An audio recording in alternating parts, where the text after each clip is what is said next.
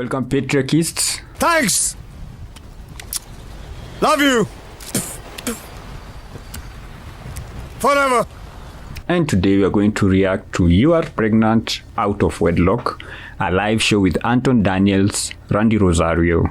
Let's rant about it. Without wasting time, let's get into it. Hey guys, I'm Lauren, and I go by Access Lauren, and I have two questions.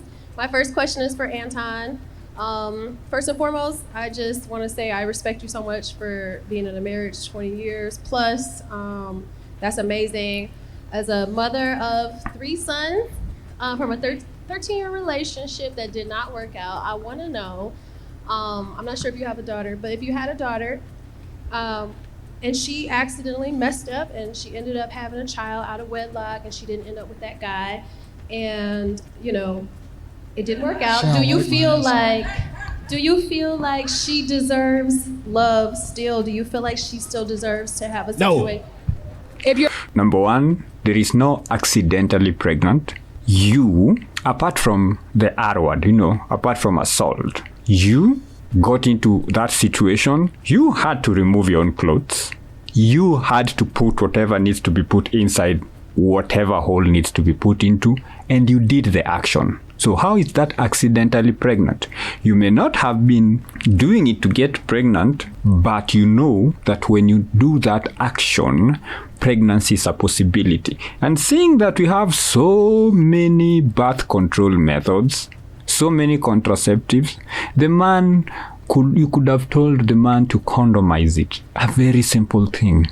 But you decided to go have a child. And this issue of deserve love, nobody deserves love. Whether you have a child or not, nobody deserves anything in this world. You eat what you kill. And you waited until now to mention it? Well, I thought it was obvious. But because we've been doing affirmative action for so long, people now think they deserve shit. You don't deserve shit. You don't deserve that job. You don't deserve that wife. You don't deserve that child. You don't deserve love. You don't deserve anything. You work for everything. If somebody decides to gift you with something, that's not an entitlement. That's a privilege. You work for it. Your daughter made a mistake and had a baby out of wedlock. Do she still deserve love? You make a mistake. Does she? No. I'm gonna answer the question and I'm gonna get a context. No. Thank you. No. Okay. She don't get a pass? She don't get a pass. Absolutely not. Are you helping with the baby? No. You gonna love on the baby? No, she needs to. No, when it's he not see that cap. grandchild, he gonna help her with that baby. That's He's a good guy. I'm trying to tell you. He's a great guy. Listen. Okay. I teach my daughter that, first of all, I don't believe in dating. I'm not going to talk about that yet. However, I teach my daughter that, for example, when she gets married, you got to cleave to the person that you with. Ain't no mistakes. You smart. I taught you well. You didn't make a mistake and have a kid out of wedlock. Exactly. If you are married, it's less of a mistake. If you are not married, it's even less of a mistake.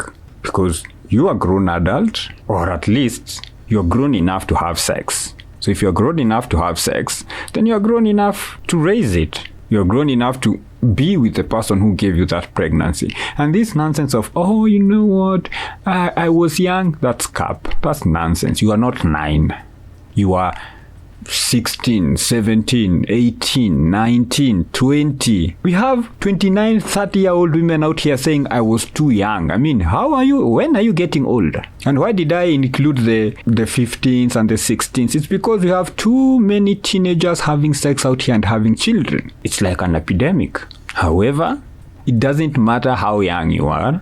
You did the action, you take the consequences. That's how it is. You opened up your legs to somebody you shouldn't have been with in the first place. You got to be responsible for that. You got to own that. You have to own that. And more importantly, I have to ask you, why are you not with him? Why did you leave? Go. If he was good enough to open up your legs to, that's your husband. What about if he That leaves? thing was thumping. It wasn't that he was good enough. It was just What did I she was say? What did she ovulating, say, Dad? Daddy, when I first? What if he leaves? You chose him. So you have very bad judgment. You have very bad decision-making skills. You chose to have sex with a bum, and now you are surprised the bum is a bum. Come on. What is this nonsense we keep talking about? What if he left? Yeah, he was going to leave either way. He was not there to stay. You knew that. You saw all the red flags, but you decided to ignore it. Oh, he was so sweet. No, he was not. Everybody, including their grandma, told you that that person was a bad idea. But no, you knew better, right? Now why are you complaining? You made the bed. Go to sleep right now. First met him, he was everything that he was supposed to be. But after I had this kid down the line, and all of a sudden, he putting his hands on me. No. Let's not play that game. Everybody knows you never go full retard. This is so stupid. This is the most stupid argument I've ever had. And women keep doing it. Oh, I met this guy. He was so sweet. And now he started putting his hands on me. No.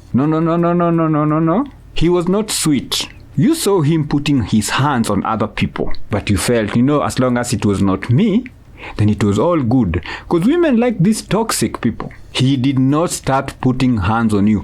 And also, remember, unless you married a psycho, and if you did marry a psycho or you got involved with a psycho, you're dating a psycho, then, your decision-making skills you just need people to bring you a husband or a boyfriend. Don't choose anyone anymore. Let other people do that. People don't just wake up and start putting hands on people.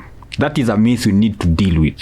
Unless that somebody has serious mental issues. People don't just wake up and start putting hands on people. Anyway, subscribe to the channel. If not, you're a bitch.